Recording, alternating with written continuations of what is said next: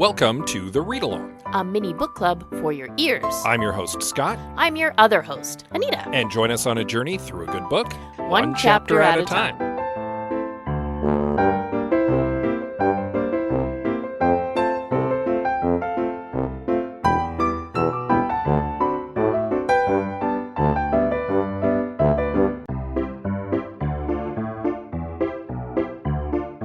Do you like talking about movies? Do you like talking about mediocre movies? Do you like talking about how you could have fixed mediocre movies?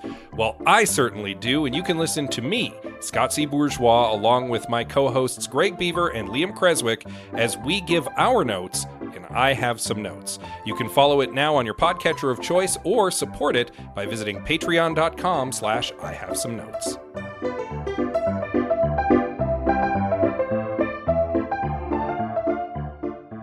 So when Anita reads the chapter every week, she makes copious notes.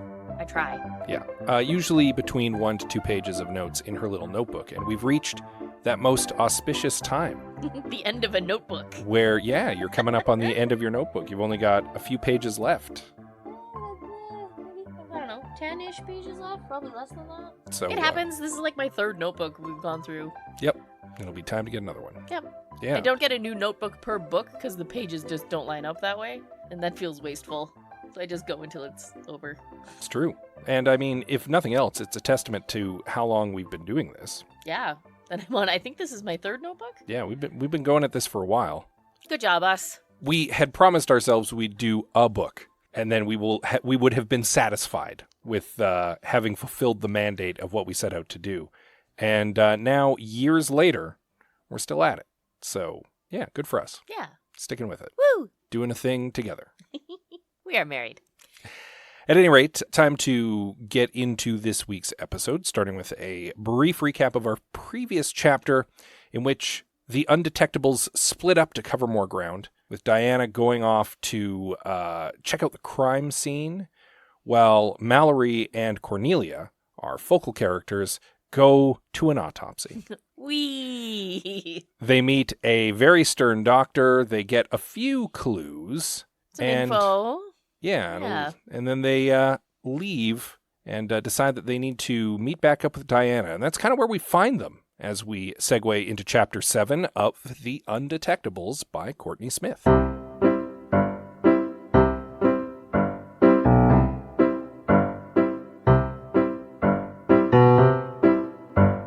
Yeah, we more or less pick right up where we left off, with them standing outside of the medical examiner's lab. Basically. They're out on the street in the middle of the morning. Yeah.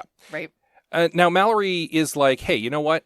Let's walk back, because it'll help us, A, think, and B, it'll give us a little bit of fresh air after having been in the formaldehyde building. Yeah. And I think also C and D, she wants time to talk things out. She wants a span of time to process what they've just seen. She wants to take advantage of the fact that it stopped raining. And that she's not feeling particularly sore in that moment. Yes. Well, like she said, she's got a 50-50 chance that a walk will help, right? Sometimes it helps, sometimes it doesn't. Yeah. And then D, I think she just wants to spend some time with Cornelia. Not that she'd necessarily be acknowledging that to herself at this juncture, because... She would not, but I think it's there. At risk of getting a little ahead of ourselves, we get a little more insight into the relationship dynamic in this chapter, which is that Mallory feels that because of the distance the last few years have put between her and Cornelia, that she needs to kind of learn how to be friends with her all over again. Yeah, they need to refriend. And is not acknowledging the subconscious fact that she is very attracted to Cornelia. Yes. She actually, at one point in this chapter, kind of says to herself that she talked herself out of having a relationship a long time ago. She's not really into that. But she's definitely into Cornelia and just can't square that fact yet. Yeah. I don't think she understands what the feels are that she has. Correct. Or if she does, she's like, no, we are not acknowledging this in the slightest. No. Well, it doesn't feel like she's actively trying to talk herself out of her attraction to Cornelia, in that she is more just straight up puzzled that she is. Yeah, exactly. Right? That's what I mean. She It's doesn't totally understand it. Yeah, it's a whole unfamiliar territory for her. I think so. Yeah. Yeah. Which is possible because it's very probable that Mallory doesn't know that she's gay. Based on kind of the way she worded things in this chapter, I get the impression that she just never found herself particularly attracted to boys and assumed that maybe she was asexual. I mean, maybe. And so this whole, I'm actually kind of, as you put it in a previous episode, Twitter-pated about Cornelia, situation is very new to her. Like, she's not used to having, like, attraction to people like that. I mean, maybe. We don't know. We don't know a lot about Mallory's backstory in that way. In that way. Right? Yeah. So, hard to say. Yeah. I don't want to leap to conclusions. But yeah, my read on it is that she's very confused about the feelings she's feeling because they're very new to her. Probably. Yeah. I don't know. We'll see. We'll see where this goes because it's going to go somewhere. Yeah. At any rate, they begin walking back to Cornelia's place to meet back up with Diana. Right. And like good detectives, they start talking it out. Yeah. Right? They start hashing through things, piecing things together. I think it's Cornelia brings up something I think is really important. Why would someone risk murdering? Yeah. We kind of got a hint of this when they were talking to the Nightmare, specifically that this whole unified magical liaison of magical municipalities that they're part of relies very heavily on kind of keeping a low profile. Yes. I don't get the impression that this is a whole secret world sort of situation where we don't want the normies to know what's going on, so much as it's just kind of accepted that if you do the occulture, you're going to keep it on the DL so that it doesn't totally disrupt the world. Just sort of keep your head down and carry on. And yeah, so the fact that someone is actively flaunting this is a big deal because it means that they don't fear repercussions from the people who are in charge of this. Which feels extreme. Like, wasn't one of them like exile and like shame? And yeah, I got the impression that the consequences for murder are pretty extreme anyway. Yeah. Right? And in the occulture, I imagine it's even worse. Like, that's the impression I got. Yeah, based on tidbits that we've been getting throughout the book so far, it seems like a culture works a lot on, like, reputation and stuff like that. And so something as heinous as murder is, like, just unthinkable. Yeah, your right? social credit would drop to nothing. And in the occulture, my impression is that that's a big deal. A huge deal. Yeah.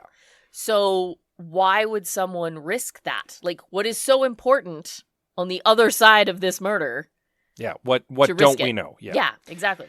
Cornelia also reveals that she's made some duplications using magic of the crime scene photos. Which is lovely. So that they can have access to them in future. And also mentions that she, too, recognized the sigil that had been carved into Custer. Yeah, she's like, yeah, there's something familiar about it, but she couldn't quite place it. Yeah, so similar boat to Mallory. They've both seen this before, but it's just like touching the memory. They don't know exactly where or how or in what context. Mm-hmm. My theory still stands that it's from Theodore, but could be. We haven't proven anything yet. Their whole little reverie is interrupted when a car screeches past and then pulls over. Like blaring music at them. Yeah, and then two very fabulous fairies pour out and like go over and immediately glom on Cornelia. Yes. And Mallory, mostly Cornelia. Mostly Cornelia. So it is my understanding that fairies are basically the drag queens of this world because these two are fabulous. I don't know that that's necessarily accurate, if only because they're described very kind of enby and androgynous. Oh, yes. The whole fairy couture is very, like, kind of transcends gender. Right? So this is where we meet Felix and Ben, yep. Two fairies who are in a band. Yep. And one has a glittery mohawk, and they are super fabulous. We also learn that fairies apparently not big on lying. Impossible. Yeah, apparently fairies are compelled to tell the truth, but we also get the impression that they're very good at telling the truth in creative ways. Yes. Yes.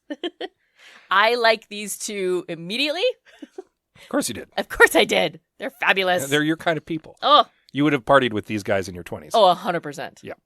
100%. I should say these guys is inappropriate. I'm using guys in these fairies. In the very, like, broad sense.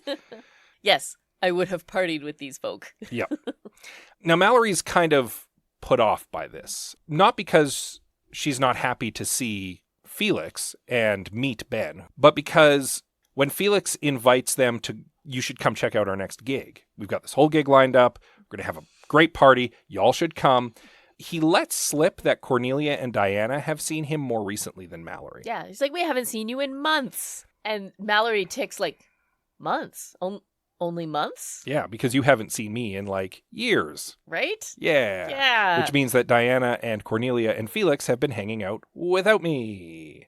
Yeah. And she gets real bent out of shape about this. She does. Yeah, she doesn't voice that. No, she wouldn't, because that would be impolite. Yes, why would she actually talk to her friends about her insecurities and issues? Instead, she just bottles it up. Yep. And as per our norm now. And gets bent out of shape and gets a headache about it. Yeah. Here's the thing. The walk did not make her feel better. The walk made her tired. And in fairness, what we've learned about her from previous chapters is that when she's tired and sore, her mood swings down. Yes. And she starts to feel really sorry for herself, and she starts to get angry about stuff that she shouldn't be angry about. She gets right cranky. Yeah. So they're in the car talking about things, chattering back and forth, and Ben is trying to explain this new gig that they're having. Yep. And he's like, it took some while to get them on board, and then we had a rough start, but it'll be great. And just this whole like circular up and down, back and forth thing. Mm-hmm. And Mallory comments about how hard it was to follow what Ben was saying. Yep. And I was like, oh no, girl, I got him. I was like, I understood. I speak gay, so I understood exactly what he was saying. And it just amused me. I was like, oh no, I know a lot of people who talk exactly like that. I get it. It's your people. Yeah, these are my people. I loved it. They get dropped back off at Cornelia's place where they hook back up with Diana. And Diana gets a moment where she gets to also be like, Felix! and everybody has a good re-meet and greet. Theodore's also there. Yes. And makes it clear that he's kind of eager to help them out with the case. And is surprised, shocked even, that Mallory accepted a ride home, because that means that she had to have accepted help from someone. Pointed comment about the way she treats herself and hasn't actually helped herself out very much. Right? Yeah. Yeah. Her closest friend is desperately trying to send a message to her that she's just not picking up. Refuses to. Like, yeah, blatantly ignoring. Actually refuses to. Yeah, this is not ignorance. This is deliberate. Yeah. So instead, she just kind of angrily orders everybody to start working while she goes and lays down. Yeah, basically. She's like, we need to have this done, and this down. I need to take a nap. Yeah. And everyone's just like, okay, bye. Pretty much. Pretty much. Yeah, she's definitely a pleasure to work with when she's in that mood. Oh, goodness. I don't want to sound like I don't like Mallory. She's a very real character to me. Mm-hmm. I know people who are like that. And I empathize with her and I like her. But there are times in this book so far where she has been very unlikable. Yeah. And I get it. Her situation sucks. Yeah. But she is not making it any better for herself. No. Which we've already discussed in a previous episode. Yeah. And again, these are a group of people in their early 20s who are still trying to figure life out. Yeah. Right? And one of the things that's kind of touched on in this chapter is that she's really twisted in knots about how she's not like she was 6 years ago. Correct. Because of the chronic illness. And she's kind of stuck wallowing in that rather than trying to find a way forward. And my hope is that part of the journey for her in this novel is realizing that she has this support network who are ready and willing and able to help her. She just needs to ask. Or let them, because they're clearly willing to do it, but she can't bring herself to do that because she feels like it would make her a burden to them, and she feels that it would make them respect her less in a way. Yeah, I don't know. Her fatal flaw is pride. Oh, she's a proud girl, yeah. Right? And she has this pride in her that she cannot accept help, but it's forcing her, and she doesn't see it. It's forcing her to stay in this rut. Yeah. Right? And it's kind of driving away the people who care about her. Right? Like they're desperately reaching out to help a person they see in pain, and she keeps smacking their hand away. And there comes a point where you just stop reaching out. Right? I know. Which might be why they haven't seen much of her in a few months. Again, something we discussed in a previous episode. It's true. We're just getting more evidence to support that mystery, that little mystery of what's going on. That non-mystery. Which our brilliant Detective Mallory can't seem to figure out what's going on there. But I can't help but wonder if she is in the past day, really equated this case to her own well-being. And I don't necessarily mean her health, but like her well-being. Yeah. Right? No, I think I see where you're coming from. Right? Yeah. You see what I'm saying? Like, this case will reattach her to her friends, right? And it'll either bring her friends closer to her and make them stay, or somehow like get her out of her rut and get her going. Yeah, I think it's a large part of getting her out of her rut. So she's kind of attached a lot of emotional weight to the success of this already. And it's only been a day. Yeah. Right? Because she always wants to bring it back to the case. Mm-hmm. Like, yes, it was good to see Felix. It was nice to meet Ben, but they were inviting them out. Yeah. And Mallory's like, we can't. Well, we can't. You accidentally hit it right on the head of the nail when you said, know. I can't. Mm-hmm. Because she feels like if they're being invited out, she's going to be the one who has to stay home. Mm-hmm. Because she's not going to feel well enough to go. Exactly. Which means Cornelia and Diana are going to go out and do something without her again. And it'll be fun. Yep. Yeah. And she'll be stuck at home with the ghost. Yep. Boo. And it doesn't have to be that way. It does not have to be that way. But she doesn't see it. But she doesn't see it. You're right. But anyway, maybe she'll start seeing it in the next chapter.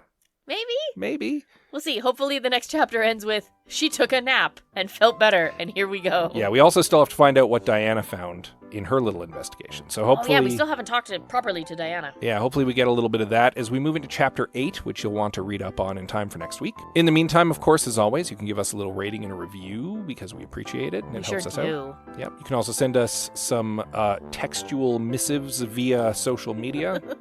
Absolutely. We are on the X, the Instagram, the Facebook, the Goodreads, and now the Blue Sky. Yep. You can also send us an email directly. Absolutely.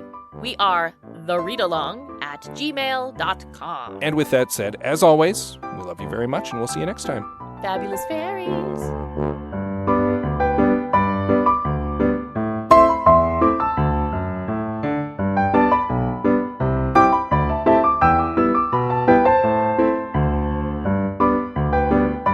Thank you for joining us on The Read Along with your hosts, Anita and Scott Bourgeois. All Read Along music is by Kevin MacLeod at Incompetech.com. Cover art is by Aaron Beaver. Be sure to join us on Twitter, Instagram, and Facebook at The Read Along, and check out our group on Goodreads.com.